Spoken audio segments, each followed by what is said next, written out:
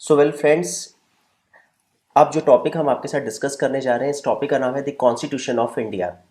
General competition की जहाँ तक बात है, कॉन्स्टिट्यूशन ऑफ इंडिया एक बहुत इंपॉर्टेंट टॉपिक है कंपटीशन के पॉइंट ऑफ व्यू से। और अक्सर ऐसा माना जाता है कि अगर 50 क्वेश्चंस आपसे कंपटीशन में पूछे जाते हैं जनरल स्टडी के सेक्शन में, तो कॉन्स्टिट्यूशन से अराउंड 7 to 8 क्वेश्चंस एग्जामिनर के द्वारा पुटअप किए जाते हैं। तो अगर आप कॉन्स्टिट्यूशन ऑफ इंडिया पे बहुत अच्छा सा कमांड कर लेते हैं तो 7 to 8 क्वेश्चन की रेंज में से 60 से 70% क्वेश्चन आप इसमें बहुत अच्छे से कर पाएंगे।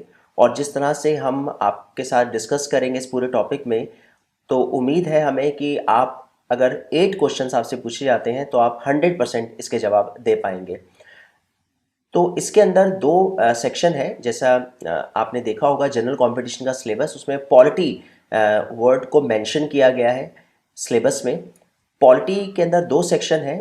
फर्स्ट सेक्शन है constitution of India and second section इसके अंदर आता है पॉलिटिकल सिस्टम ऑफ इंडिया। तो पॉलिटी का जो फर्स्ट सेक्शन है द कॉन्स्टिट्यूशन ऑफ इंडिया, वो हम आपके साथ डिस्कस करने जा रहे हैं। तो उसमें एक ओवरव्यू लेते हैं कॉन्स्टिट्यूशन के बारे में, जिसमें हमने कुछ पॉइंट्स यहाँ पे डाले हुए हैं। The constitution of India is the supreme law of India. ये एक सुप्रीम लॉ है इंडिया का। यानी अगर आप ये कहें कि आज किसी भी नेशन के बारे में अगर आप नॉलेज गेन करना चाहते हैं तो उसका बेस्ट प्रोसेस होगा कि आप उसके कॉन्स्टिट्यूशन को गो थ्रू करें। कॉन्स्टिट्यूशन पढ़ने के बाद आप उस नेशन के पूरे फंक्शन, जो उसका एक लॉ एंड ऑर्डर है या उसका जो एडमिनिस्ट्रेशन है, उसकी लेजिस्लेटिव, उसकी एग्जीक्यूटिव, उसकी जुडिशरी, उसके बारे में आपको बहुत अच्छे से नॉलेज हो जाएगी। सो कॉन्स्टिट्यूशन ऑफ इंडिया एक सुप्रीम लॉ है भारत का। और कहा जाता है कि कॉन्स्टिट्यूशन की एक डेफिनेशन कुछ इस तरह से भी दी जाती है, फ्रेमवर्क है एंड द प्रिंसिपल फंक्शंस है, उसका एक सेट है ये। यानी हमारे जितने भी प्रिंसिपल फंक्शंस हैं, वेदर इट इज़ लोकसभा और Rajya Sabha, whether it is legislative assembly and legislative council, whether it is president of India, whether it is prime minister, whether it is state system, ये सब का एक फंक्शन जो है वो कॉन्स्टिट्यूशन में डिफाइन किया गया है। यानी वेरियस जो ऑर्गन्स हैं गवर्नमेंट के, वो सब बहुत अच्छे से यहाँ पे समझाए हुए हैं कॉन्स्टिट्यूशन ऑफ इंडिया में। उसके बाद एक डेफिनेशन ये भी दी जाती है, goal to be achieved of a welfare state and also provide the means and methods to accomplish these goals. एक गोल है नेशन का, वेलफेयर स्टेट होता है कोई भी नेशन। वेलफेयर के पॉइंट ऑफ व्यू से बहुत सारी पॉलिसीज़ कुछ इस तरह से आपको डिज़ाइन करनी पड़ती हैं। वो जितनी भी एक पॉलिसीज़ हैं वो सब कॉन्स्टिट्यूशन में उसके गोल, उसके एम, एक नेशन के क्या होने चाहिए, वो सब डिफाइन किया गया है बहुत ही अच्छे ढंग से कॉन्स्टिट्यूशन में। The study of the Indian constitution thus is a journey into the mind and heart of a growing and developing nation। Constitution no doubt एक मेथड है किसी भी नेशन को डेवलपिंग से डेवलप बनाने के लिए। United state of America got freedom 4 जुलाई 1776। सबसे पहले रिटन कॉन्स्टिट्यूशन का example United state of America ने ही सेट किया। और कहा जाता है कि उसके कॉन्स्टिट्यूशन में जिस तरह से फीचर्स को डाला गया, even Indian adopted judiciary system from constitution of US. US के कॉन्स्टिट्यूशन ने धीरे धीरे आज यूनाइटेड स्टेट ऑफ अमेरिका को एक डेवलप कंट्री के रूप में इस्टेब्लिश किया है इंटरनेशनल लेवल पे। और हमारा भी कॉन्स्टिट्यूशन एक बहुत ही लार्जेस्ट कॉन्स्टिट्यूशन माना जाता है, बहुत ही लेंदी कॉन्स्टिट्यूशन है। और जितने भी वर्ल्ड के कॉन्स्टिट्यूशन है नेशन के, उन सब के बहुत अच्छे अच्छे फीचर्स को हमने अडॉप्ट करके इसको बनाया। सो वेल, इस टॉपिक के अंदर हम कॉन्स्टिट्यूशन ऑफ इंडिया के जो फीचर्स हैं, इंपॉर्टेंट फीचर्स, और कंपटीशन के पॉइंट ऑफ व्यू से जो बातें इंपॉर्टेंट है वो आपके साथ डिस्कस करना चाहेंगे।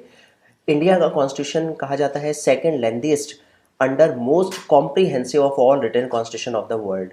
जैसा भी हमने आपको पिछली टॉपिक में बताया कि यूनाइटेड स्टेट ऑफ अमेरिका का पहला एग्जाम्पल कॉन्स्टिट्यूशन माना जाता है जो रिटन कॉन्स्टिट्यूशन है। उसमें अगर लेंथीएस्ट की बात करें and most comprehensive of all written constitution, India के कॉन्स्टिट्यूशन को सेकंड नंबर पे रखा जाता है। दूसरा एक इसका बहुत इंपॉर्टेंट फीचर है इसकी रिजिडिटी एंड फ्लेक्सिबिलिटी। तो यहाँ पर इसको थोड़ा सा समझना ज़रूरी होगा। हमारे कॉन्स्टिट्यूशन में अगर हम बात करें तो टोटल 22 चैप्टर्स हैं और बहुत मेहनत से इस कॉन्स्टिट्यूशन को डिज़ाइन किया गया। लेकिन जिस समय इसको बनाया गया 1950 में, जब इट वाज एग्जीक्यूटेड, तो जितने फ्रेमर थे उनके दिमाग में शायद माइंड में एक ये पॉइंट रहा होगा कि इन फ्यूचर अगर कुछ इस तरह के पॉइंट्स या कुछ इस तरह की नई इन्वेंशन होती है जो कॉन्स्टिट्यूशन में डालना ज़रूरी हो। फॉर एग्ज़ाम्पल हम आपको अगर ये कहें कि eight the time of when India got freedom, क्या साइबर क्राइम उस समय था? तो डेफिनेटली यू विल से कि 1950 में साइबर क्राइम नहीं था। उसका कारण ये है, computer came in India in 1985 during the time period of Rajiv Gandhi, and internet came in India in 1995, and first cyber crime came in India in year 19 in 2000 year. अब साइबर क्राइम से related अगर कोई आपको पॉइंट कॉन्स्टिट्यूशन में डालना है तो आपको उसका अमेंडमेंट करना पड़ेगा। तो एक अमेंडमेंट का प्रोसेस हमने इसमें डाला। शायद इसी वजह से इसको फ्लेक्सिबल कहा जाता है कि कॉन्स्टिट्यूशन में कभी भी आप अमेंडमेंट करके कोई भी फीचर आप उसमें ऐड कर सकते हैं। रिजिडिटी इसलिए इसको बोला जाता है रिजिड की अमेंडमेंट के प्रोसेस हैं 3, और उसके अमेंडमेंट की जो फ्रिक्वेंसी है, जो अमेंडमेंट का पॉइंट आप डालना चाहते हो उसकी इंपॉर्टेंस के अकॉर्डिंग अमेंडमेंट के प्रोसेस को आपको फॉलो करना पड़ता है। यानी अगर कोई बहुत ही नॉर्मल अमेंडमेंट आप करना चाह रहे हैं, ज़्यादा इंपॉर्टेंट नहीं है, तो जितने लोग उस समय पार्लियामेंट में हैं प्रेजेंट एंड वोटिंग, उसका 50% से आप कॉन्स्टिट्यूशन को अमेंड कर सकते हैं। सेकंड अमेंडमेंट का तरीका ये है कि अगर बहुत ही इंपॉर्टेंट कोई इशू है और आप उसको अमेंड करना चाहते हैं तो आपको लोकसभा और राज्यसभा के 2/3 मेजॉरिटी से परमिशन लेनी होगी। और बहुत ही ज़्यादा इंपॉर्टेंट अगर कोई फीचर है, फॉर एग्जांपल जैसे अगर अभी आपने सुना GST, goods and service tax, तो कहा जाता है कि आपको लोकसभा और राज्यसभा के साथ साथ, यानी parliament, obviously president including president के साथ साथ 29 स्टेट्स की लेजिस्लेटिव असेंबली से 50% असेंबलीज इसको जब तक ओके नहीं करेंगी आप इसको अमेंड नहीं कर सकते। तो ये जो टैक्स सिस्टम में जो चेंज हुआ, ये एक बहुत बड़ा चेंज था कॉन्स्टिट्यूशन में। इसलिए आज स्टेट की असेंबली से भी पूछा जा रहा है, गुड्स एंड सर्विस टैक्स की परमिशन उनसे ली जा रही है। शायद इसी वजह से कॉन्स्टिट्यूशन को रिजिड भी माना जाता है कि इतना भी आसान नहीं है कि आप जब चाहें अमेंडमेंट इसमें कर दें। नेक्स्ट इसके अंदर एक पॉइंट है, parliament form of government both at the centre and the states. एक बहुत इंपॉर्टेंट फीचर है, यानी आज इंडिया को डेमोक्रेटिक नेशन माना जाता है।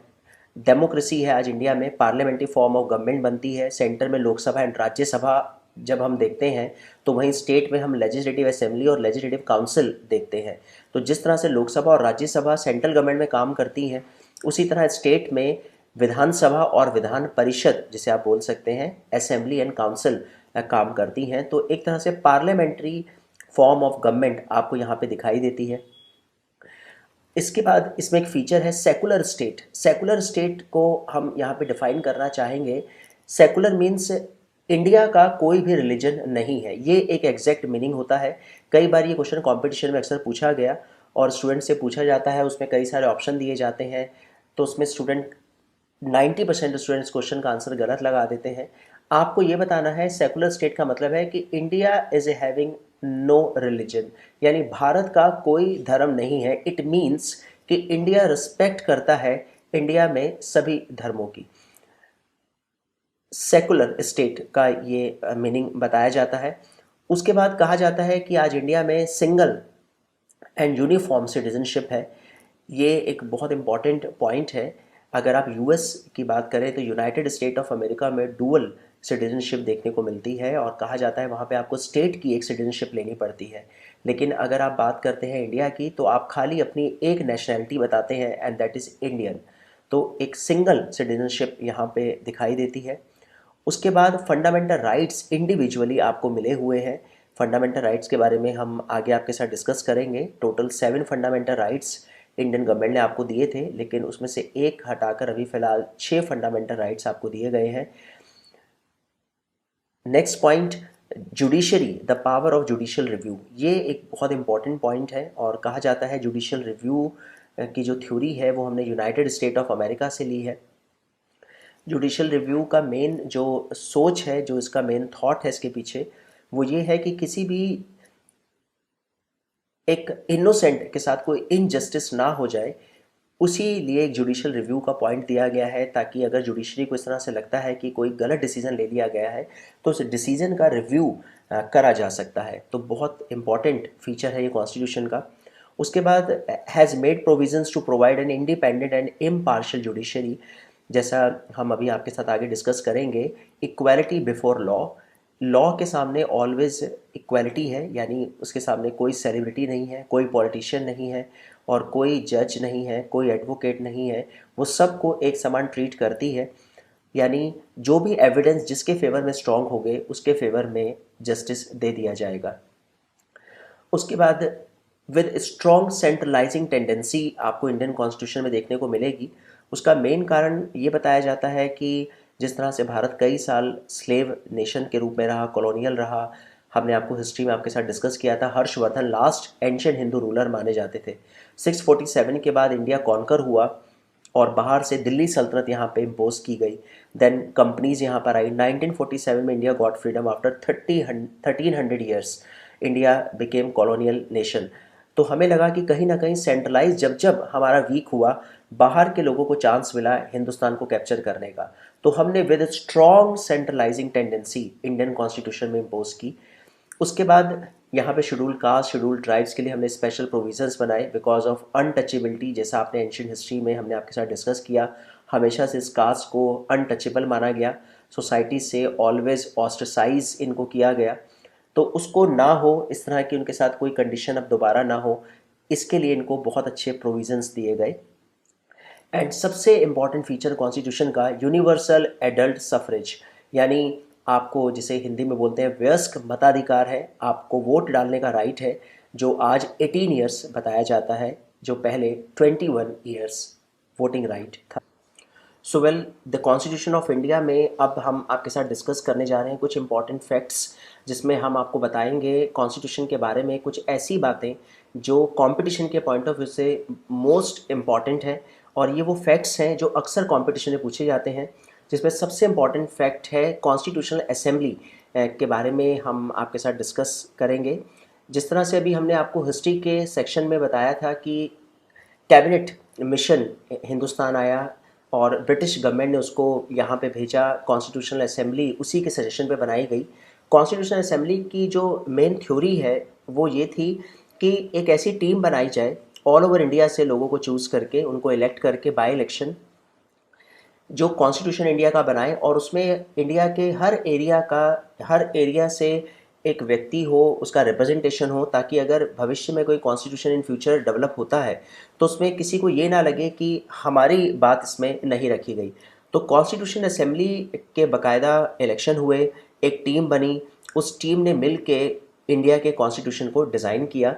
और कहा जाता है कि 26 नवंबर 1949 को कॉन्स्टिट्यूशन बन के रेडी हुआ और इसका एग्जीक्यूशन 26 जनवरी 1950 को हुआ। कैबिनेट मिशन के अकॉर्डिंग इट वाज सेटअप इन नवंबर 1946 नवंबर में कॉन्स्टिट्यूशनल असेंबली को बना दिया गया था और 9 दिसंबर 1946 को इसका पहला सेशन हुआ। कॉन्स्टिट्यूशन जब बन के रेडी हुआ तो उस समय ओरिजिनली 395 आर्टिकल्स इसमें थे और इसको हम थोड़ा सा यहाँ पे कुछ इस तरह से आपको कॉन्स्टिट्यूशन को समझाना चाहेंगे। जब आप किसी बुक को खोलते हैं तो उसका पहला पेज आप देखते हैं, उसमें इंडेक्स होता है जिसमें चैप्टर्स लिखे होते हैं। तो आपने देखा होगा अक्सर उसमें लिखा होता है कि चैप्टर नंबर 1 पेज नंबर 1 से page number 4, chapter number 2 page number 5 से पेज नंबर 11। जब आप इंडियन कॉन्स्टिट्यूशन को खोलेंगे तो उसमें भी पहला पेज आपको इंडेक्स मिलेगा, लेकिन हम यहाँ पर चैप्टर्स ना बोल के हम बोलते हैं पार्ट्स, यानी भाग। तो आप इसको इस तरह से समझ सकते हैं कि पार्ट नंबर 1 आर्टिकल 1 से आर्टिकल 4, यानी चैप्टर नंबर 1 पेज नंबर 1 से पेज नंबर 4 में एक्सप्लेन है। पार्ट नंबर 2 आर्टिकल 5 से आर्टिकल 11, पार्ट नंबर 3 आर्टिकल 12 से आर्टिकल 35। फॉर एग्जाम्पल, अगर आप मेरे से ये पूछें कि फंडामेंटल राइट्स मैं जानना चाहता हूँ, तो मैं आपसे कहूँगा कि आप पार्ट नंबर 3 पढ़ें, क्योंकि पार्ट नंबर 3 का जो चैप्टर है वो फंडामेंटल राइट का चैप्टर है। और उस चैप्टर के अंदर अगर आप जाते हैं और आर्टिकल 12 से आर्टिकल 35 को गो थ्रू करते हैं तो आपको अपने इंडिया के जो भी फंडामेंटल राइट आपको गिवन है वो पूरे अच्छे से वहाँ पे एक्सप्लेन किए गए हैं। तो बहुत ही सिस्टमेटिक कॉन्स्टिट्यूशन को बनाया गया, बाकायदा चैप्टर्स पार्ट्स बनाए गए, हर पार्ट के अंदर आर्टिकल्स डिज़ाइन किए गए और वो आर्टिकल उस पार्ट को एक्सप्लेन करते हैं। तो कहा जाता है कि 22 पार्ट्स में 395 आर्टिकल्स उस समय ओरिजिनली थे कॉन्स्टिट्यूशन में। उसके बाद शेड्यूल्स, जिनको हम हिंदी में अनुसूचियां बोलते हैं और आप इसे लिस्ट भी बोल सकते हैं, 8 शेड्यूल्स थी। शेड्यूल्स क्या है वो आपको हम बताना चाहेंगे। कॉन्स्टिट्यूशन का एक जिस्ट है, एक समरी है, यानी जो इम्पॉर्टेंट फीचर्स बहुत मोस्ट इम्पॉर्टेंट है उनको अलग अलग बातों के रूप में अलग अलग 8 शेड्यूल्स के रूप में डिज़ाइन किया गया है। यानी अगर आपके पास टाइम कम है और आप कॉन्स्टिट्यूशन का एक जिस्ट या क्रक्स लेना चाहते हैं तो आप ये 8 शेड्यूल्स को गो थ्रू कर सकते हैं। उसके बाद कहा जाता है कि जैसा हमने आपको बताया अमेंडमेंट का प्रोसेस चलता रहा, टाइम टू टाइम कॉन्स्टिट्यूशन में अमेंडमेंट हुए और आज वो अमेंडमेंट के बाद आर्टिकल्स 448 बताए जाते हैं। और चूंकि ओरिजिनल मैटर बड़ा है तो उसका जिस्ट भी इंक्रीज होगा और वो आज 12 शेड्यूल्स के रूप में सामने आपके हमने यहाँ पे शो की है। 12 शेड्यूल्स हमारे कॉन्स्टिट्यूशन में बताई जाती हैं। तो बहुत इंपॉर्टेंट बातें हैं। जैसा अगर आपसे पूछा जाए कि how many parts in Indian constitution, तो definitely you will say 22 parts. How many articles at the time of beginning, तो you will say 395। How many articles at present, that is 448। How many list at the time of beginning, 8। And how many list at present, 12। उसके बाद next 389 members की ये जो team थी जिसने constitutional assembly में बैठकर कॉन्स्टिट्यूशन को डिज़ाइन किया। कहा जाता है उस समय इंडिया में 11 स्टेट्स थे प्लस 4 उस समय यूनियन टेरिटरी जिन्हें आप कमिश्नरी बोल सकते हैं उस समय, और 562 प्रिंसली स्टेट्स थे उस समय, नवाबों की रियासतें। 11 स्टेट्स और 4 प्रिंसली स्टेट्स से 296 इलेक्ट हुए by the members of the provincial assemblies. और कहा जाता है रेस्ट जो रिमेनिंग आप देख रहे हैं डेटा वो प्रिंसली स्टेट से आया। डॉक्टर राजेंद्र प्रसाद को इस टीम का लीडर बनाया गया। परमानेंट लीडर थे ये, यानी एक चेयरमैन प्रेसिडेंट बने उस समय। लेकिन फॉर द टाइम बीइंग सच्चिदानंद सिन्हा को, जिनको इंटरिम चेयरमैन बोला जाता है कॉन्स्टिट्यूशनल असेंबली का, उसके बाद परमानेंटली राजेंद्र प्रसाद इलेक्ट हुए। और फिर कहा जाता है उसके बाद जब कॉन्स्टिट्यूशन बना 13 important committees for framing the constitution बनाई गई। उसमें सबसे इंपॉर्टेंट कमेटी ड्राफ्टिंग कमेटी थी जिसके चेयरमैन डॉक्टर भीमराव अंबेडकर थे। तो आप इसे इस तरह से भी बोल सकते हैं कि कॉन्स्टिट्यूशनल असेंबली ने कॉन्स्टिट्यूशन को बनाया। उसके बाद कहा जाता है कि ये कॉन्स्टिट्यूशनल कमेटी को गया जिसके चेयरमैन जवाहरलाल नेहरू थे। और देन डॉक्टर भीमराव अंबेडकर इसको फाइनल टच दिया। Therefore Bhimrao Ambedkar is known as father of Indian constitution. इसके बाद नेशनल फ्लैग की जहाँ तक बात है 22 जुलाई 1947 को हमने इसको अडॉप्ट किया। नेशनल फ्लैग के बारे में हम एक बहुत इंपॉर्टेंट बात आपके साथ डिस्कस करना चाहेंगे। कहा जाता है कि जो हमारा नेशनल फ्लैग है उसको पहले डिज़ाइन किया था मैडम भीकाजी कामा ने, और उस फ्लैग के बीच में स्पिनिंग व्हील था यानी चरखा उस समय। आफ्टर इंडिपेंडेंस उसकी डिज़ाइनिंग को चेंज किया गया और नेशनल फ्लैग में स्पिनिंग व्हील की जगह हमने अशोक का चक्र एक व्हील उसमें डाला और उसके डिज़ाइनर थे पिंगली वेंकैया आंध्र प्रदेश से। तो अक्सर स्टूडेंट के द्वारा ये क्वेश्चन पूछा जाता है कि क्या ज़रूरत पड़ी थी हमें चरखे को चेंज करके व्हील डालने की और दोनों की सिग्निफिकेंस क्या थी। तो आपको यहाँ ये बताना चाहेंगे कि चरखा जो उस समय डाला गया वो एक नीड थी, स्वदेशी को प्रमोट कर रहे थे हम, और हमें लगा कि चरखा ही है जो खादी प्रमोट करता है इंडिया में। और उस समय इंडिया बॉयकॉट कर रहा था फॉरेन क्लोथ्स का। लेकिन जब भारत आज़ाद हुआ तो कहा गया कि अब चरखे को डालना शायद ठीक नहीं होगा। हो सकता है इन फ्यूचर इंडिया ग्लोबलाइजेशन के सिनेरियो में, ग्लोबलाइजेशन की इकॉनमी में कदम रखे, तब हम कई सारे नेशन के साथ इंटरनेशनल रिलेशन बनाएंगे। हो सकता है उस समय हमारे देश के दरवाजे खुले और फैब्रिक्स के लिए। तो अब चरखे को डालना हमारी नैरो माइंडनेस को शो कर जाएगा, इसलिए चरखे को हटाने का डिसीजन लिया गया आफ्टर इंडिपेंडेंस। दूसरा एक सबसे बड़ा कारण ये था, टेक्निकल फॉल्ट था चरखे के अंदर, यानी जब आप उसको दूसरी साइड से देखते थे तो वो उल्टा नज़र आता था। इसी वजह से उसको हटाकर व्हील डाला गया। और व्हील जो है वो अशोका का एक सिंबल था उस समय, उनका एक नेशनल एम्बलम माना जाता है। और व्हील के बारे में एक बार कंपटीशन में क्वेश्चन पूछा गया था एसएससी के ग्रेजुएट लेवल सीजीएल के एग्ज़ाम में भी और उसके दूसरे फॉर्मेट्स में भी, कि व्हील की सिग्निफिकेंस क्या है, व्हील का मेन ऑब्जेक्ट क्या है। तो आप बताएंगे व्हील का ऑब्जेक्ट है प्रोस्पेरिटी, यानी समृद्धि का सूचक है, प्रगति, प्रोग्रेस का एक सिंबल माना जाता है व्हील। उसके बाद next point, the song Jana Gana Mana was adopted by the constituent assembly as the national anthem on 24 Jan 1950। बहुत इंपॉर्टेंट क्वेश्चन है। जनगण मन, जैसा हमने अभी आपके साथ पहले भी डिस्कस किया था, जनगण मन के राइटर डॉक्टर रविंद्रनाथ टैगोर को माना जाता है। रविंद्रनाथ टैगोर ने ही इसको इंग्लिश में ट्रांसलेट किया और कहा जाता है कि जनगण मन फर्स्ट टाइम वॉज संग इन Congress session Calcutta 1911। So well, next point, जैसा अभी हमने आपके साथ डिस्कस किया, कॉन्स्टिट्यूशनल असेंबली की जो वो टीम बनी 385, उसमें टोटल इलेक्टेड मेंबर्स थे। उसमें परमानेंट चेयरमैन प्रेसिडेंट जो बनाया गया डॉक्टर राजेंद्र प्रसाद को, कॉन्स्टिट्यूशनल एडवाइज़र की एक डेजिग्नेशन बनाया गया, लीगल एडवाइज़र आप इसे बोल सकते हैं, कॉन्स्टिट्यूशनल एडवाइज़र इसके लिए सही टर्म होगी। तो कहा जाता है कि BN राव को उस समय चूज़ किया गया कि आप इसके कॉन्स्टिट्यूशनल एडवाइज़र बने। कॉन्स्टिट्यूशनल एडवाइज़र के बारे में हम यहाँ पे आपको ये क्लियर कर देते हैं कि इनका मेन काम था कि कौन से नेशन का कॉन्स्टिट्यूशन बेस्ट है और किस कॉन्स्टिट्यूशन में कौन सा बेस्ट फीचर है और कहाँ से क्या अडॉप्ट करना है, वो BN राव का मेन टास्क था, जिसको उन्होंने बहुत ही अच्छे ढंग से और बहुत ही अच्छे क्लियरली इन्होंने जो चीज़ें चूज़ करके इंडियन कॉन्स्टिट्यूशन में डाली, वो कॉन्स्टिट्यूशन को बहुत ही इम्पोर्टेंस आज दी जाती है। इंडियन कॉन्स्टिट्यूशन के बारे में तो इवन ऐसा भी कहना है एक्सपर्ट्स का कि ये वर्ल्ड का बेस्ट कॉन्स्टिट्यूशन है, यानी वर्ल्ड के जितने भी कॉन्स्टिट्यूशन हैं उन सब के जितने भी जेम्स थे वो इस इंडियन कॉन्स्टिट्यूशन में दिखाई देते हैं। उसके बाद जैसा अभी हम आपके साथ बता ही रहे हैं कि कुछ एडॉप्टेड चीज़ें हैं जो हमने ली दूसरे नेशन से, उसमें सबसे इम्पॉर्टेंट था हमारा judiciary system. United state of America की जो इंडिपेंडेंट जुडिशरी है, यानी सुप्रीम कोर्ट, वहाँ पे फेडरल कोर्ट बोला जाता है उसको, वो हमने अडॉप्ट किया। जुडिशल रिव्यू हमने यूनाइटेड स्टेट ऑफ अमेरिका से अडॉप्ट किया। हमारा जो पार्लियामेंट्री सिस्टम है, लोकसभा राज्यसभा, ये जो बाई कैमरल सिस्टम है इंडिया का, it was adopted from British parliamentary system, क्योंकि ब्रिटिशर्स ने हमारे यहाँ पे रूल किया। पार्लियामेंट्री सिस्टम उन्हीं की देन है हमारे यहाँ पर। एंड विद मिनिस्टीरियल रिस्पॉन्सिबिलिटीज़, यानी हमारे जो मिनिस्टर्स हैं वो लोकसभा के प्रति को लेकर रिस्पॉन्सिबल हैं। ये एक सिस्टम हमने ब्रिटेन से अडॉप्ट किया। उसके बाद method of election of the president, ये जो प्रेसिडेंट के इलेक्शन का मेथड है, यानी लोकसभा और राज्यसभा के member of parliament elected participate करेंगे, प्लस लेजिस्लेटिव असेंबली के MLAs प्रेसिडेंट के इलेक्शन में भाग लेने आते हैं। और जो वो मेथड और जो प्रोसेस है वो हमने आयरलैंड से लिया।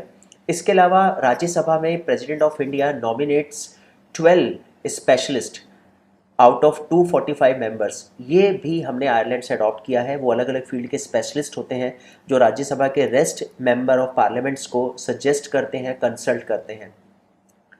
उसके बाद एक बहुत इंपॉर्टेंट फीचर है कॉन्करेंट लिस्ट। कॉन्करेंट लिस्ट में हम आपको यहाँ पे ये समझा देना चाहते हैं कि जब भारत आज़ाद हुआ तो हमने 3 लिस्ट को डिज़ाइन किया है। उसमें एक है सेंट्रल लिस्ट, एक बताई जाती है स्टेट लिस्ट और एक कहा जाता है कॉन्करेंट लिस्ट। सेंट्रल लिस्ट में हमने वो टॉपिक डाले हैं जिनमें केंद्र सरकार, central government is having authority to make law. State list में स्टेट को अथॉरिटी है लॉ बनाने की। कॉन्करेंट लिस्ट में वो टॉपिक माने जाते हैं जिनमें दोनों मिल के लॉ बना सकते हैं। फॉर एग्जांपल, यहाँ पे हम एक एग्जांपल से आपको शो करना चाहेंगे।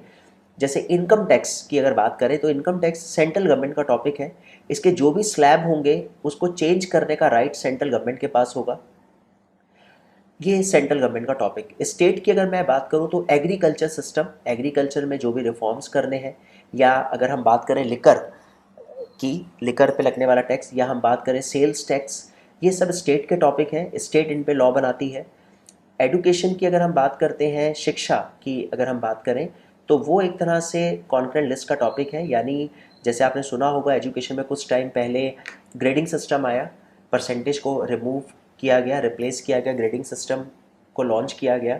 तो सेंट्रल गवर्नमेंट और स्टेट गवर्नमेंट ने मिल के उसके ऊपर एक सोच को लेकर आए, एक नई थॉट था ये। तो ये कॉन्करेंट लिस्ट का टॉपिक माना जाता है। ये कॉन्करेंट लिस्ट हमने ऑस्ट्रेलिया के कॉन्स्टिट्यूशन से अडॉप्ट की, ये कॉन्सेप्ट। उसके बाद कंसोलिडेटेड फंड ऑफ इंडिया का एक पॉइंट है बहुत इंपॉर्टेंट। इसको इंडियन गवर्नमेंट का लॉकर माना जाता है। इंडियन गवर्नमेंट के 3 लॉकर हैं, उसमें एक locker consolidated fund of India, जिसे शॉर्ट फॉर्म में CFI आप बोल सकते हैं। हमारी जितनी भी बड़े डेजिग्नेशंस हैं, सैलरीज ऑफ जजेस ऑफ द सुप्रीम कोर्ट और प्राइम मिनिस्टर, प्रेसिडेंट, हमारे जितने भी IAS हैं, सिविल सर्वेंट्स हैं, उन सब की salaries consolidated of fund of India से ही दी जाती। सो वेल, नेक्स्ट इसके अंदर जो पॉइंट है वो है प्रीएम्बल। प्रियम्बल एक बहुत ही इम्पॉर्टेंट पार्ट है कॉन्स्टिट्यूशन ऑफ इंडिया का। आप इसे इस तरह से भी जान सकते हैं, अगर हम आपको समझाएं कि किसी भी बुक को जब आप खोलते हैं तो उसका जो पहला पेज होता है वो होता है प्रिफेस यानी इंट्रोडक्शन। तो एक तरह से इंट्रोडक्शन और प्रिफेस जो बुक का होगा उसमें ऑथर ये बताने की कोशिश करता है कि मैं बुक के अंदर क्या लिखना चाह रहा हूँ और मेरे क्या व्यूज़ हैं इस टॉपिक को लेकर। प्रियम्बल भी एक तरह से कॉन्स्टिट्यूशन को एक्सप्लेन कर रही है, कम शब्दों में आपको ये बता रही है कि कॉन्स्टिट्यूशन के अंदर क्या क्या फीचर्स हमने अंदर डाले हुए हैं। तो ऐसा कहा जाता है objective resolution was passed by the constitution assembly constituent assembly on 22 Jain 1947। ये क्वेश्चन कंपटीशन में अक्सर पूछा गया है। ऑब्जेक्टिव ऑफ रेजोल्यूशन किस डेट को पास हुआ था, तो आप उसका आंसर बताएंगे 22 जनवरी 1947। और सेकेंड इंपॉर्टेंट क्वेश्चन इसमें वो ये है कि it was moved in the constituent assembly by Pandit Jawaharlal Nehru. बहुत इंपॉर्टेंट क्वेश्चन है ये। 13 दिसंबर 1946 को अल्टीमेटली कहा जाता है, बाद में यही प्रियम्बल के रूप में कॉन्स्टिट्यूशन में के रूप में सामने आई, प्रियम्बल में के रूप में। और प्रियम्बल के अंदर जो क्वेश्चन अक्सर पूछे जाते हैं वो ये कि इसके अंदर कुछ वर्ड का यूज़ किया गया है, socialist, secular and unity and integrity. लेकिन ये जितने भी आपको हमने पॉइंट्स बताए ये 42nd अमेंडमेंट 1976 में अमेंडमेंट के थ्रू इनको ऐड किया गया। तो अक्सर कंपटीशन में क्वेश्चन पूछा जाता है कि क्या सोशलिज्म इंडियन कॉन्स्टिट्यूशन में तब था when constitution came into being in 1950, तो आप उसका आंसर बताएंगे नो। सेकुलरिज्म भी हमने बाद में डाला और यूनिटी के साथ इंटीग्रिटी शब्द भी हमने बाद में ऐड किया। तो कई बार एक क्वेश्चन उठता है कॉन्स्टिट्यूशन के बारे में कि क्या इंडिया पहले सोशलिस्ट नहीं था, या क्या इंडिया पहले सेकुलर नहीं था, 76 से इंडिया सेकुलर हुआ। तो यहाँ पे हम आपको क्लियर करना चाहेंगे सेकुलर इंडिया 1950 से ही इंडिया सेकुलर है। इंडिया हर धर्म हर रिलीजन को रिस्पेक्ट करता है, लेकिन ये बात प्रियम्बल में मेंशन नहीं थी। और इसको प्रियम्बल में मेंशन करने के लिए, सोशलिज्म को प्रियम्बल में मेंशन करने के लिए, इंटीग्रिटी को प्रियम्बल में मेंशन करने के लिए ही सिर्फ इसको अमेंड किया गया। अदरवाइज इंडियन कॉन्स्टिट्यूशन में ये तीनों फीचर्स शुरू से ही हैं जब से कॉन्स्टिट्यूशन को हमने डिज़ाइन किया। उसके बाद supreme court express the view that the preamble is the key to its makers. जैसा भी हमने आपको बताया, सुप्रीम कोर्ट का भी ये डिक्लेरेशन था कि प्रियम्बल ही एक वो की है जिससे पता लगता है कि जो मेकर्स हैं वो आखिर कहना क्या चाह रहे हैं कॉन्स्टिट्यूशन में। तो प्रियम्बल एक बहुत इंपॉर्टेंट पार्ट माना जाता है कॉन्स्टिट्यूशन का।